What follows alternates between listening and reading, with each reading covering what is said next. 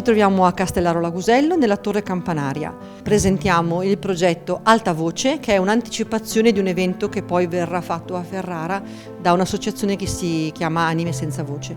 È un progetto che parla di abuso minorile e che ha dato agli artisti il compito di interpretare attraverso la forma artistica, che più gli era congeniale, quelle che erano delle testimonianze anche abbastanza crude e crudeli di abusi minorili avvenuti. È un progetto forte, ma che ha voluto trattare un argomento forte, perché è dovere dell'artista essere la voce di chi voce non ne ha. Quindi tutte le opere che voi vedete sono state redatte da artisti diversi che parlano specificatamente di questi problemi.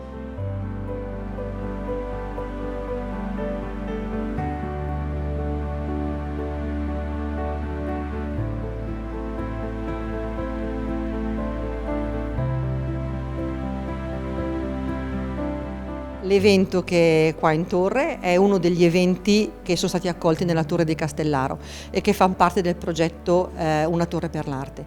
Questo progetto è un progetto che ha una cadenza quasi mensile e che ha accolto artisti in collettive o in personali. Ci saranno ancora 2 appuntamenti a settembre con Fogliazza e in collaborazione con un'associazione di Brescia che parla dei pensieri di pace di Maria Montessori e che avrà inizio la settimana prossima, e poi ottobre con la conclusione dove verrà coinvolto tutto il borgo di Castellaro Lagusello con allestimenti in tutte le aree private e pubbliche di artisti del panorama internazionale e nazionale.